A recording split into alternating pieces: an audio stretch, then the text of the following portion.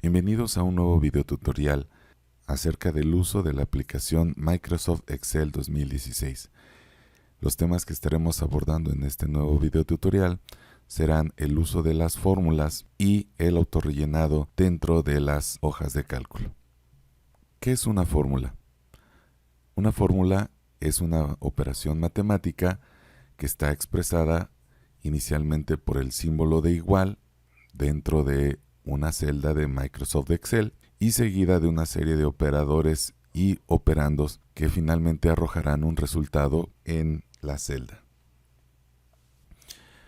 Para esto nosotros tenemos que aprender antes un concepto muy importante que es la jerarquía de los operadores. Vamos a verlo.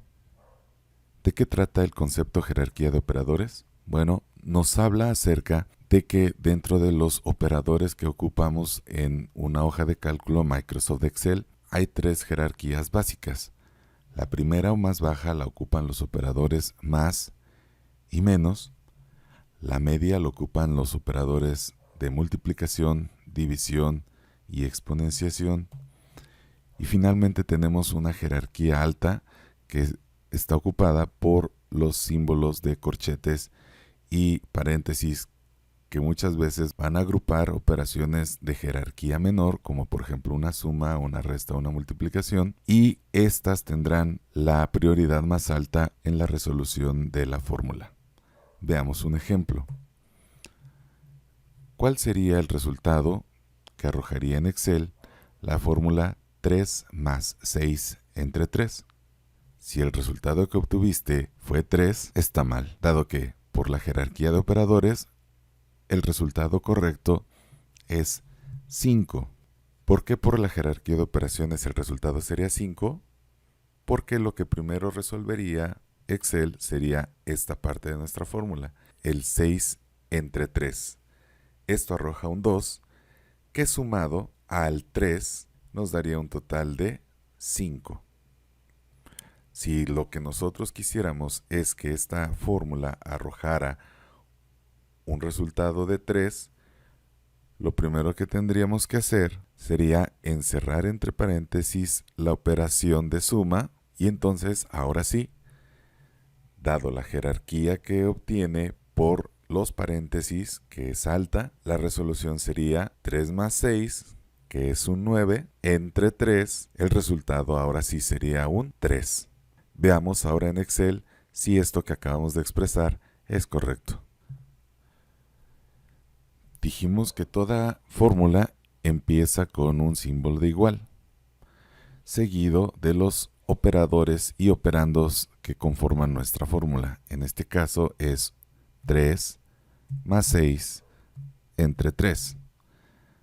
Veamos cuál es el resultado de esta operación.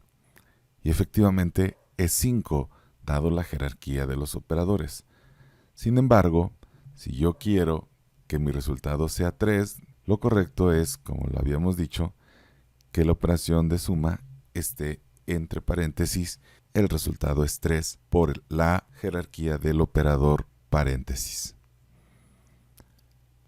En el video anterior habíamos llegado a dar formato a esta tabla donde se pretende calcular el promedio de las calificaciones obtenidas en 3 materias por 5 alumnos: Rosa, Juan, Pedro, Janet y Luis. ¿Cómo podemos calcular nosotros el promedio a través de una fórmula? Pues nos vamos a posicionar en la celda E2 para calcular el promedio de Rosa y lo haremos mediante la siguiente fórmula. Sumar el valor de B2 más el de C2 más el de D2 y esto dividirlo entre 3.